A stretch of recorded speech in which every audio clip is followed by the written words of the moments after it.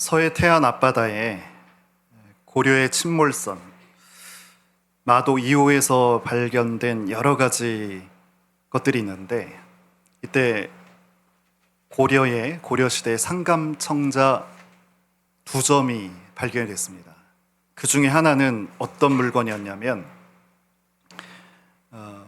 고려의 높은 벼슬아치에게 선물로서 그 상감청자의 꿀을 담아서 이렇게 전달하는 그런 한 가지를 이제 발견했습니다.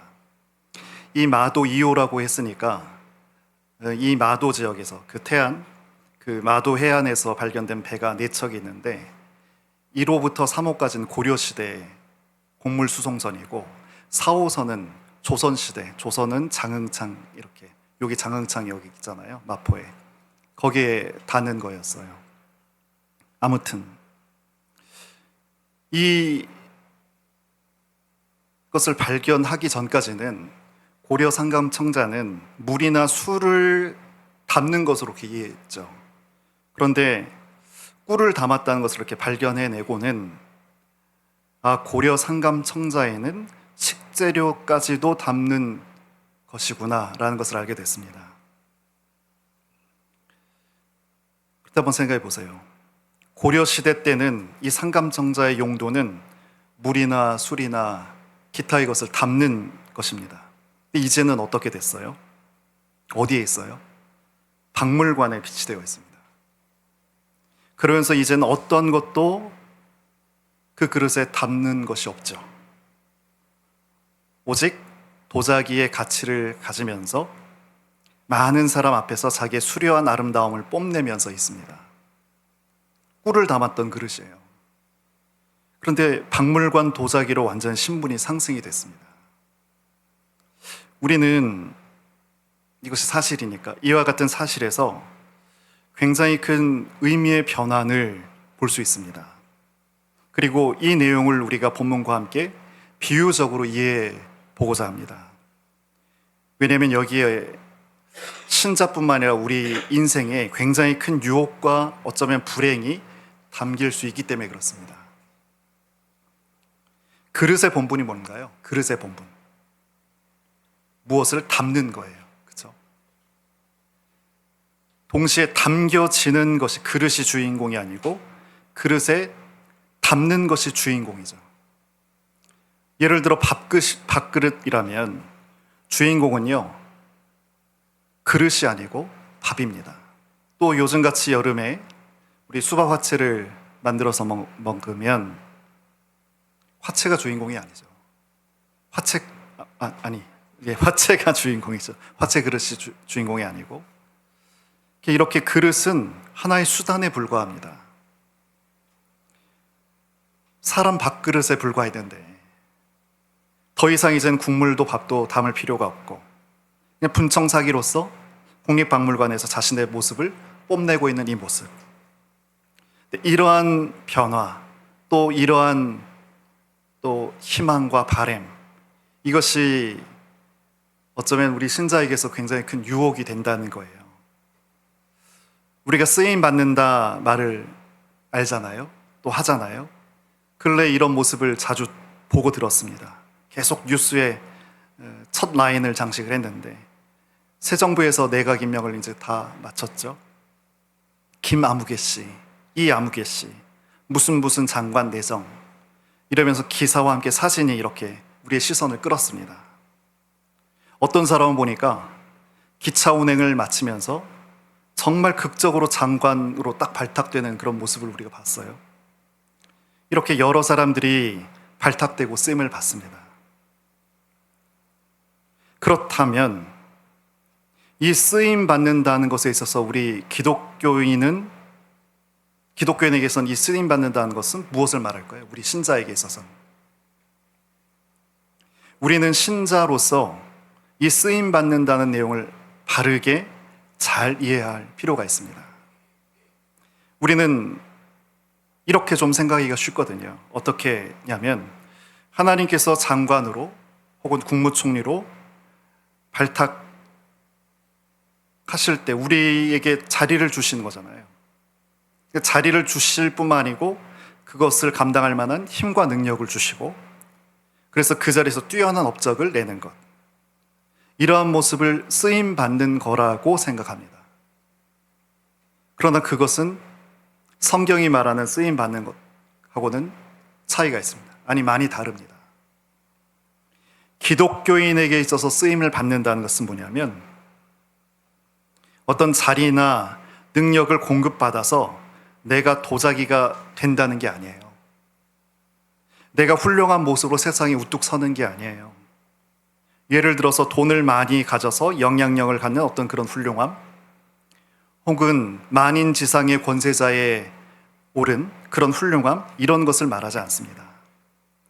물론 이런 훌륭함이 가치 없다, 나쁘다, 그런 말씀을 드리는 게 아니고요.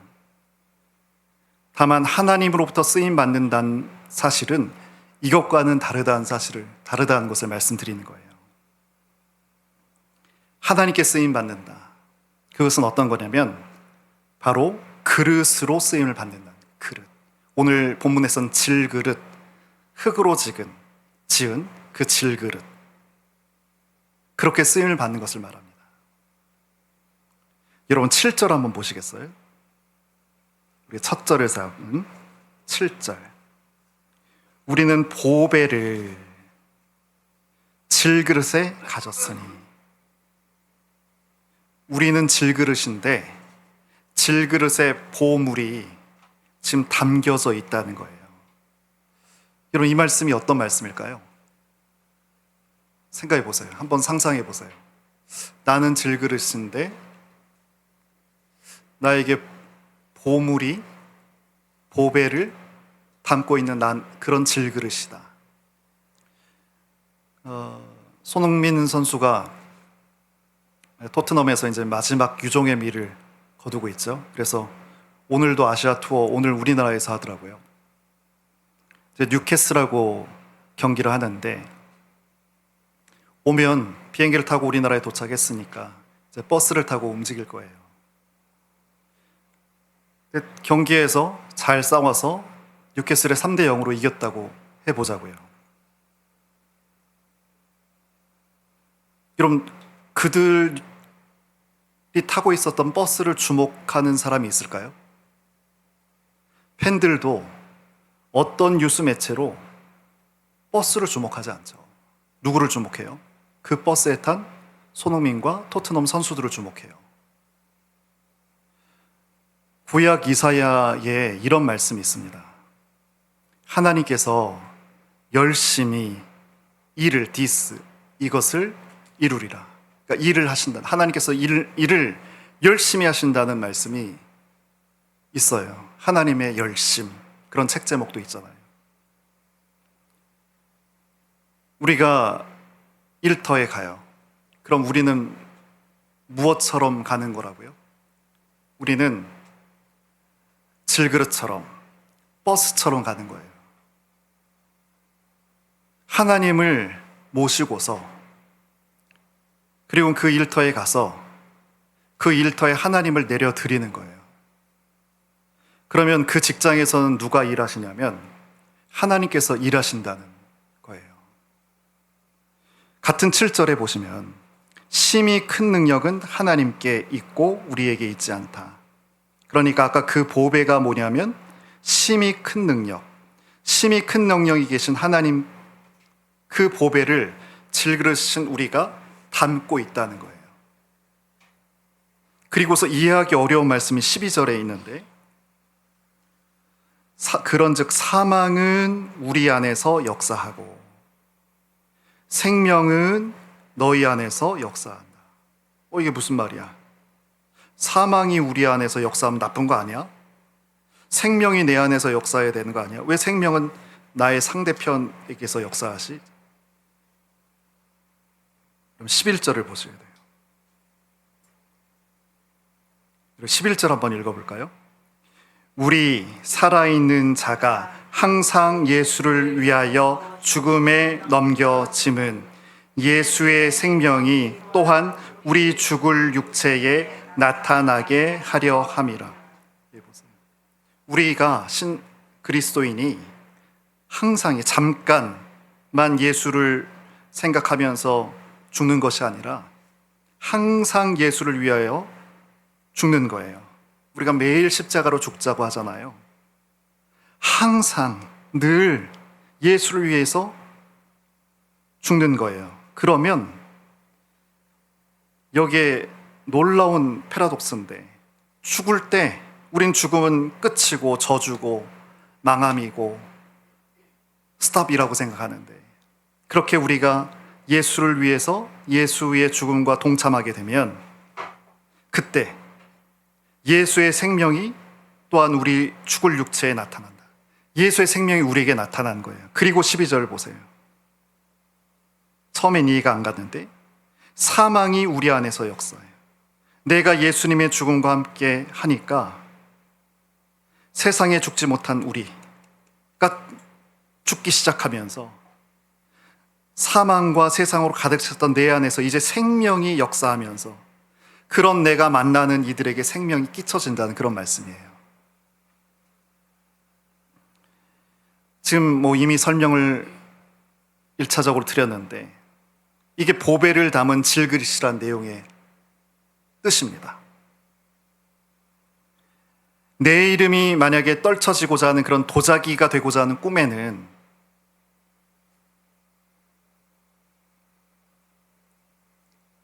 이 질그릇으로 지음받는 이것을 도무지 깨닫지 못하는 그런 질곡에 빠질 수밖에 없는 거예요. 이런 우리나라도 그렇고 인근 나라 국무총리도 그렇고 우리 김민석 국무총리도 그렇고 이시바 시게루 일본의 국무총리도 그렇고 다 기독교인들입니다. 특별히 이시바는 굉장히 깊숙이 그 가문이, 일본은 굉장히 소수잖아요. 1%밖에 안 돼. 이단 포함해서 1%밖에 기독교인이 없는 곳이 일본인데, 그 가운데서 계속 신앙을 지켜가는 그런 사람입니다. 이시바라는 사람이. 생긴 건 이렇게 두꺼비처럼 생겼는데 아주 신앙이 깊은 사람 중에 한 사람입니다. 김민석 씨도 마찬가지고요. 어려움이 있었지만 아무튼 지금 부인도 교회에서 만났고, 그 한 교회, 섬긴 교회에서 새벽 기도를 마치고 청년들과 계속 그렇게 대화하면서, 한참 야인 시절이었을 때요, 그런 모습이 있었습니다. 아무튼 이분들이 진짜 기독교인이라면 어떻게 해야 될까요? 어떻게 생각해야지 바른 기독교인일까요? 두 사람 모두 국무총리라는 자리에 내 자신은 버스가 되는 거예요. 질그릇이 되는 거죠. 질그릇은 보배를 담는 자죠. 그리고 하나님을 태우고 가서 그 국무총리란 자리에 하나님을 내려드리는 거겠죠. 이것이 기독교인이 쓰임받는다는 모습이고 내용입니다. 우리 각자에게로 한번 적용해 볼까요? 여기 부모님, 아빠인 분이 있고 엄마인 분이 있는데 마찬가지입니다. 아버지라고 하는 그 자리에 나는 버스가 돼서 하나님을 모시고 가서 내려드리는 거예요. 그러면 어떻게 된다고요? 자녀와의 관계에서 하나님께서 행하시는 거예요. 일하시는 거예요. 내가 부모로서 자녀 앞에 서 있어요. 그때 어떤 말씀을 기억한다고요? 12절, 사망은 내 안에서 역사하고 생명은 너희 안에서 역사한다. 이 일을 여러분 우리가 경험해야 됩니다. 자녀 앞에서 부모 되면 죽는 거예요. 부모인 내가 죽는 거예요. 그러면 생명이 우리 안에서 역사하기 시작합니다. 죽었더니 놀랍게도 생명이 우리 안에서 역사하기 시작하는 거예요. 그리고 동시에 이 일이 어떻게 나타나요? 자녀에게서 하나님께서 열심히 일하시는 거예요. 나는 내 자녀 앞에서 나를 죽이고 세상의 욕망과 바램과 꿈과 지향을 다 죽이는 것밖에 없었는데, 그 생명이 내 안에서 시작되면서 우리 자녀에게서 역사하는 거죠. 근데 이렇게 하나님의 일하심은 어떤 거예요? 창조의 역사이고 생명의 역사잖아요. 창조라는 게 뭐예요? 없는 것에서 있게 하는 거예요. 없는 것에서 있게 하니까 이것이 생명의 창조잖아요. 그렇죠? 이러한 일이 나타난다는 거예요. 근데 기억해야 되는 것은 무엇이요? 이게 너무나 우리가 꼭 이 열매를, 결과를 우리가 다 받고 싶은 것들인데, 나도, 우리 자녀도, 내 주변도, 우리 공동체도, 우리나라도 다 이 은혜를 받고 싶은데 기억해야 할 것은 뭐예요? 내가 죽는 거예요. 내가 질그릇이 되는 거예요.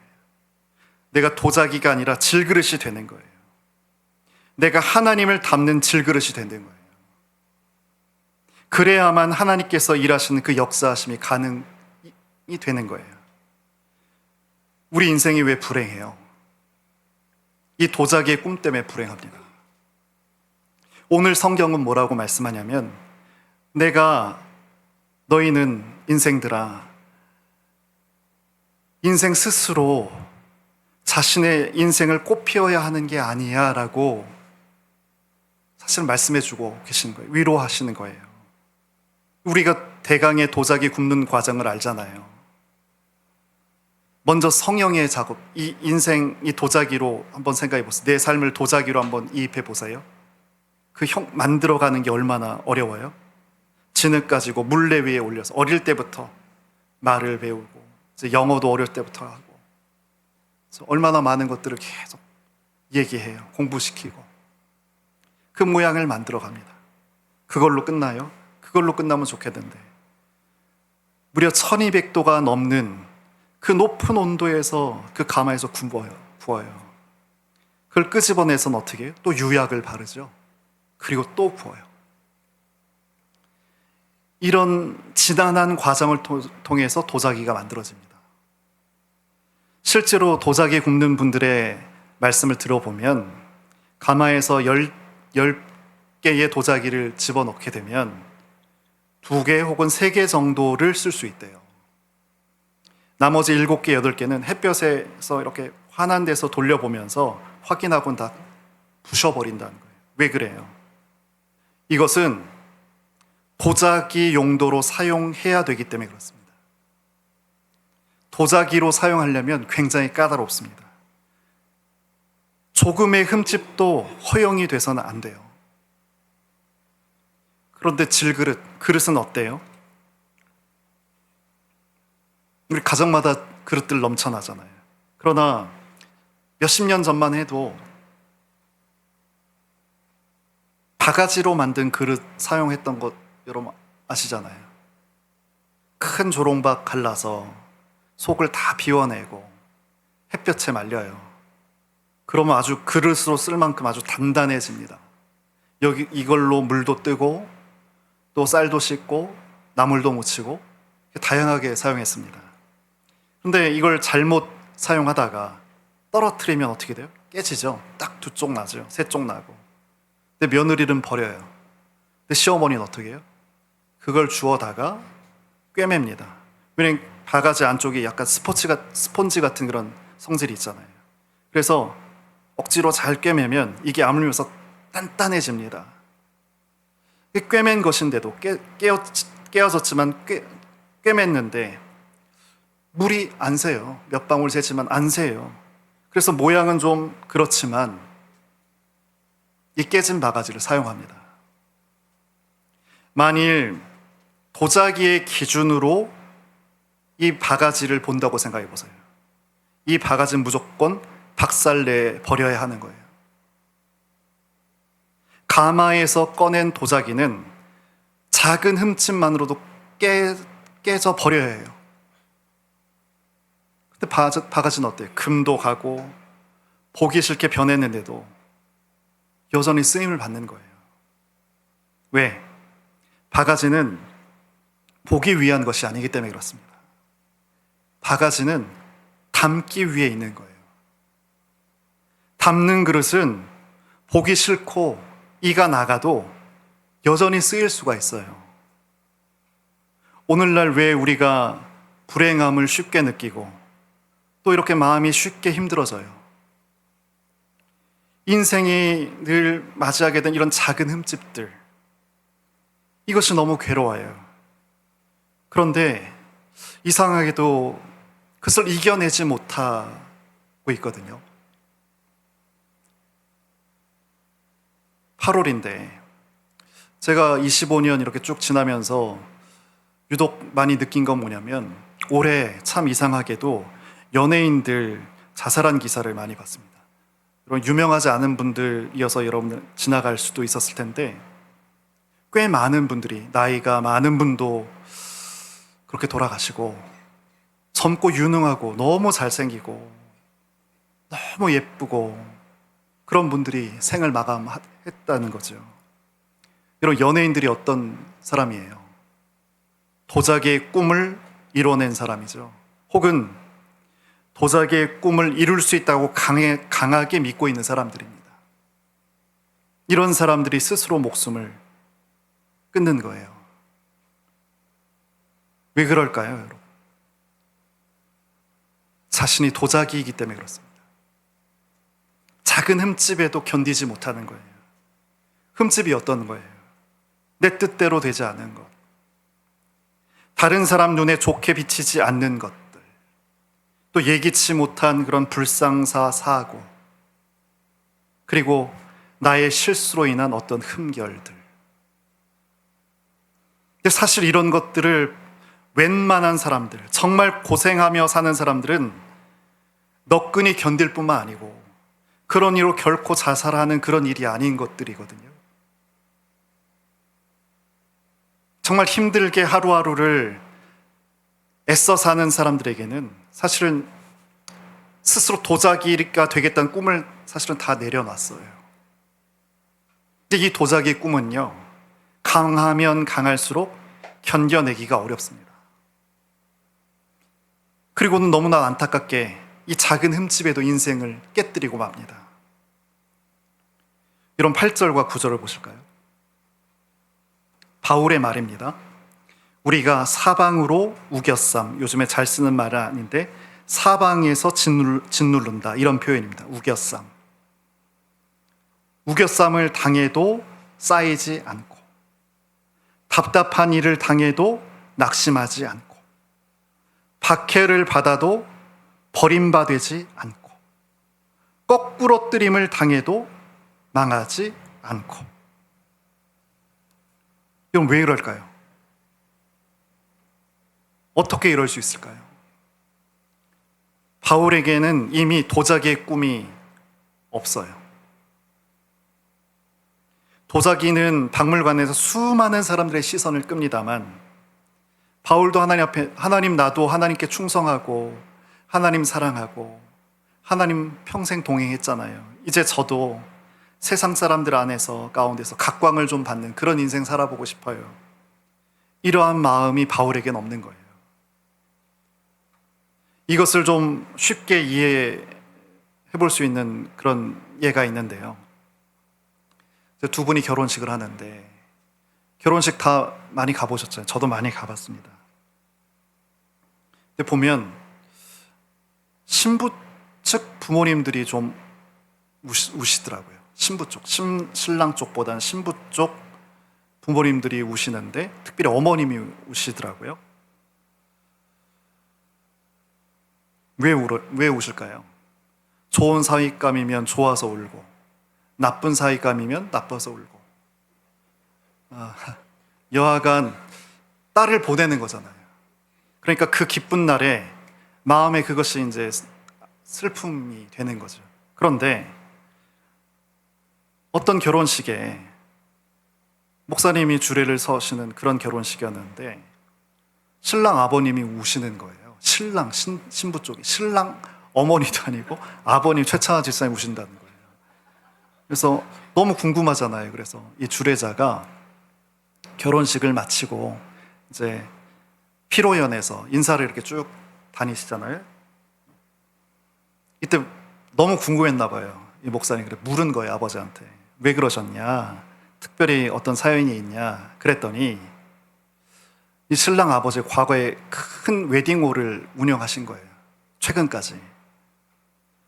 그랬는데 이 학계 갈비탕에서 생쥐 한 마리가 나온 거예요. 이 사건이 계기가 되고 소문에 소문이 나면서 이 웨딩홀이 망해버린 거예요. 평생을 일군 사업인데 완전히 망해버렸어요. 실에 빠져서 이 아버지가 집에 치과하면서 혼자 있으니까 생각을 하게 된 거예요. 평생 결혼해서 아이 낳고 이 사업하느라고 밖에서 정신없이 그렇게 세월을 다 보냈는데 눈 뜨고 보니까 자녀가 결혼하는 거예요. 사업 생각만 하고 거기에만 붙잡혀 살았었는데 정말 오랜만에 인생 가운데 처음으로 내 자녀를 곱씹어 봤는데 너무 반듯하게 잘 자란 거예요. 그리고 이제 사랑스러운 며느리감도 이렇게 맞이해서 결혼하는 거죠. 내 인생은 망했는데 생각만 해도 분통이 나고 억울한데 내 인생은 완전히 금이 가버렸는데 내 자식의 결혼식을 이렇게 쭉 보니까 내 자식의 미래는 창창하겠구나. 그 창창한 첫걸음을 이렇게 걸어간 모습을 보면서 아버지가 저절로 울음이 나는 거예요. 그리고 이 마음입니다. 나는 망했고 깨졌고 흠집투성인데 지금 자녀의 모습은 너무 좋은 거죠. 나는 지금 사방으로 우겨쌈을 당했는데 내 자녀는 너무 아름답죠. 그래서 비록 내가 지금 사방에서 짓눌림을 당하고 있지만 답답하지가 않은 거예요. 거기서 마음에서 보람을 느끼기 때문인 거예요. 지금 사도 바울이 그 말을 하고 있는 거예요. 바울은 자신의 버스에 선수를 이렇게 태우고 다닌 것처럼 누구를? 예수님을 태우고 다녔단 말이에요. 그랬더니 하나님께서 생각지도 못했던 놀라운 일들을 이루시는 거죠. 그걸 경험하는 거예요. 그런데 사울의 인생은 실제로 어때요? 우겨쌈을 당한 인생이거든요. 우리는 이렇게 본문을 이해해요. 읽으려고 해요. 보배를 담은 질그릇은 하나님을 마음에 모신 우리는 그리스도인은 우겨쌈을 당할 뻔하다가 안 당한다. 우린 이렇게 읽어요. 이렇게 이해하고 싶어요. 근데 그렇지 않아요. 실제로 오늘 성경을 이렇게 쭉 읽어보니까 짓눌림이 전제되어 있어요. 우겨쌈이 전제되어 있어요. 그러나 사방에 짓눌림이 있는 것이 사실인데도 짓눌림 당한 자와 전혀 같지 않다. 그런 거거든요. 바울은 또 거꾸로 트림도 당했습니다. 로마에서 바울이 죽었잖아요. 정사에 가까운 야사에 의하면, 여러분 이미 제가 한두 번 말씀드렸는데 그 스트리트 그 직가라는 곳에서 바울이 잡혀서 상 같은 데가 놓여서 이 목이 잘려서 죽었어요. 근데 요즘 그 지역 사람들이 무슬림들이거든요. 그런데도 저 장소에서 바울이 목이 떨어져서 죽었다라는 것을 지금 그 카페에 앉아 있는 우리 시대에 살고 있는 사람들이 말하고 있어요. 비참한 죽음이잖아요.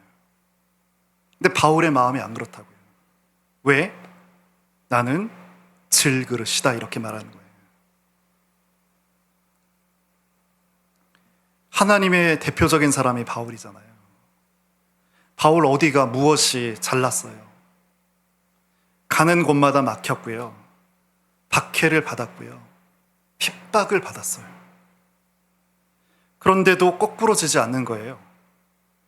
오히려 그런 한계와 우겨쌈을 통해서 복음이 전파되는 것을 열매를 맞이했어요. 생명이 상대 가운데 나누어지는 것을 경험했어요.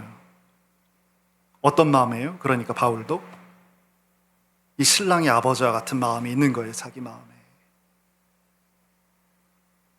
비록 바울 내 인생 커다란 흠집이 있죠. 대표적인 흠집이 뭐예요? 교회와 성도를 핍박했던 죄가 있잖아요. 원수의 일을 했잖아요. 그러다가 예수님께 부름받은 거잖아요. 얼룩투성이에요. 깨진 바가지가 바울이에요. 그런데 하나님께서 그런 나를 기워서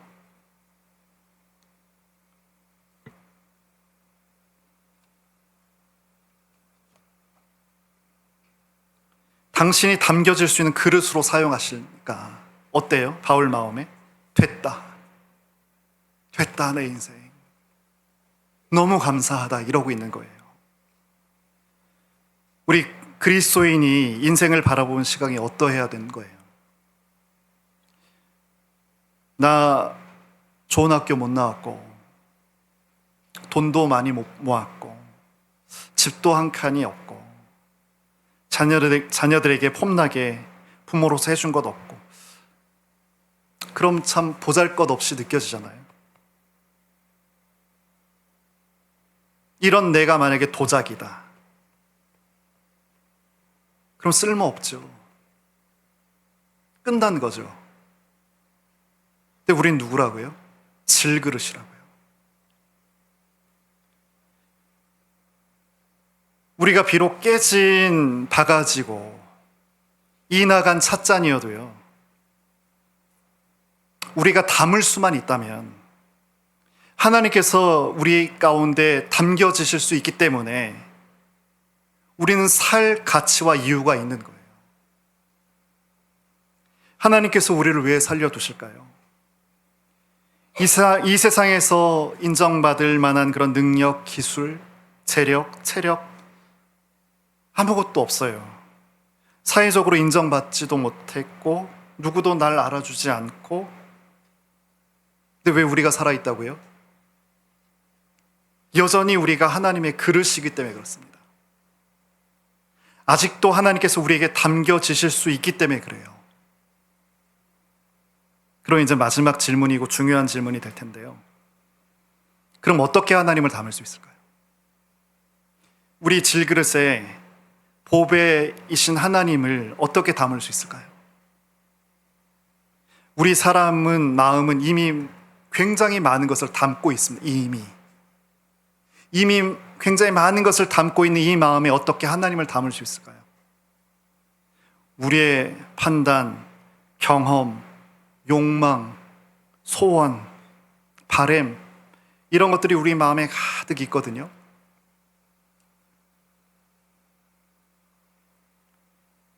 이것이 도자기로 사는 사람들의 모습입니다. 마음에 가득 품고 사는 세상에 속은 사람.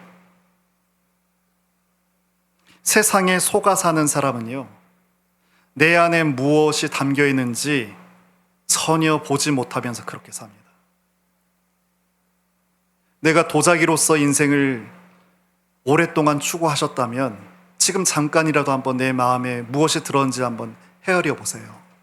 어떤 것이 있나요? 내 마음에 무엇이 있나요? 잔뜩 있어요.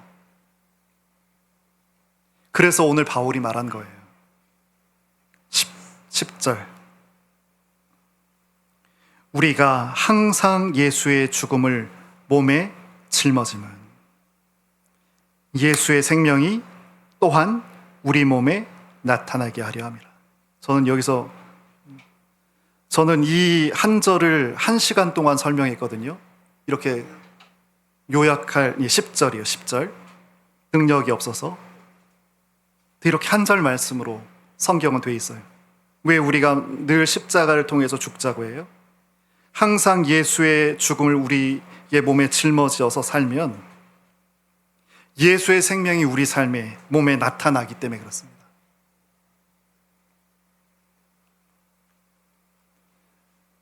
우리 몸으로 만나는 세상 것들이 얼마나 많아요. 자녀, 돈, 건강, 진로, 결혼. 그런데 이렇게 내가 맞이하고 있는 모든 것들에 대해서 어떻게 해요? 예수의 죽음을 짊어져요. 그러면 어떻게 도자기에서 질그릇으로 가요, 여러분? 어떻게 평생 도자기로 교육받고 훈련받고 도자기 문화 속에 살았던 그런 걸음을 걸었던 사람들이 어떻게 질그릇을 봐요? 한 번도 생각해 보지 못했던 것 아니에요?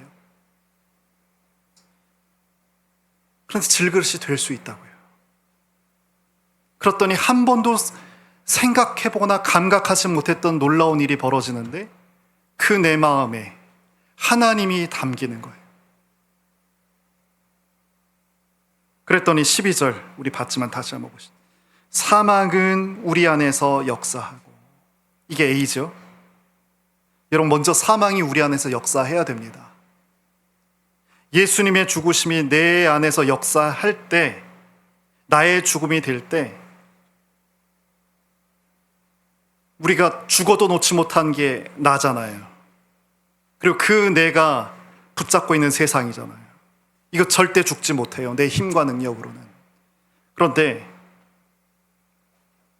사망이 역사한다는 것, 이것에 대해서 우리가 죽을 수 있다는 거예요. 그러면 B스텝이 뭐예요? 다음 스텝이 생명이 너희 안에서 역사한다. 나에게서 창조가 생명이 시작되면서 내가 만나는 내 자녀들, 내 형제들, 내 친구들, 내 파트너들, 내 아내, 내 남편 나타나기 시작하는 거죠. 먼저 내 안에서 평생 세상에 대해서, 나에 대해서 죽지 못했던 그 사망의 일이 나에게 나타나면서 세상으로 가득했던 내 안이 처음으로 비워지는 거예요. 그리고 그 비워진 그 내 마음에 하나님께서 오세요. 그리고는 생명의 역사가, 하나님께서 일하신 역사가 나타나는 거죠. 그러니까요, 우리는요, 신자한 그리스도인은요, 대통령이 되든 장관이 되든 시장에서 장사를 하든, 아니 아예 노상에서 펼쳐놓고 나무를 팔든 그 자리에서 질그릇이면 되는 거예요. 하나님을 담는. 아무리 내 인생이 깨지고 금가고 흠집투성이라도, 아니 사실은 적극적으로 부서지고 말아야 할 그런 존재임에도 이런 내가 예수님의 십자가를 붙들어서 예수님의 죽음이 내 안에서 역사하시기만 한다면, 그래서 조금도 나와 세상에 죽지 못했던 그 내가 죽기 시작한다면, 근사하지 않아요? 난 질그릇인데 보배를 담고 있는 질그릇이 되는 거예요. 난 질그릇일 뿐인데 보배가 담겨있는 질그릇이 되는 거예요. 그렇다면 그분의 삶의 형태가 극단적으로 식물인간처럼 누워만 있다고 쳐볼게요. 하지만 그분이 어때요? 질그릇이라면 간헐적으로라도 사람을 만나게 되겠죠. 그러면 그 만나는 분들에게 하나님을 내드리는 그런 인생이 되는 거예요. 거기서 하나님의 일하심이 나타나는 거겠죠. 근데 이것이 우리 참빛의 성도분들께서 이것을 받으실 수 있으면 참 좋겠는데, 이것이 우리 신자에게 있어서 쓰임을 받는다는 거예요.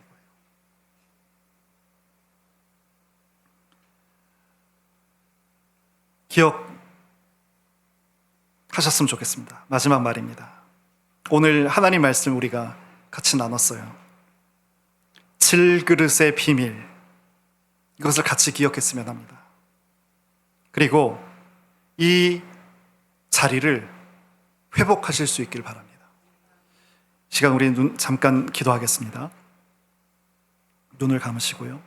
사망의 역사, 세상은 짐작하거나 감각하지 못하는 굉장히 큰 놀라움이죠. 이 사망의 역사가 나에게 어떻게 하든 시작이 되면 내가 하나님을 모시는 버스가 되는 거예요. 하나님을 담는 그릇이 됩니다. 질그릇 같은 그런 내가 가는 곳마다 하나님의 생명의 역사가 나타납니다. 복 있는 삶이죠. 이런 한 가지 같이 기도하시자고요. 하나님, 도자기가 되고자 한 이 꿈, 참 놓기 어려운 이 꿈, 그런 이 꿈을 내려놓을 때 질그릇이지만 하나님을 닮는 인생이 시작된다는 이 말씀을 하나님 우리가 신뢰하고 걸어가게 하소서. 세상에 연연하지 말고 그 세상 때문에 속상해하지 말고 하나님께서 주시는 그 놀라운 기쁨과 평안과 감사를 누리면서 그렇게 사는 그런 우리가 되게 하옵소서. 우리 잠시만 같이 기도하겠습니다.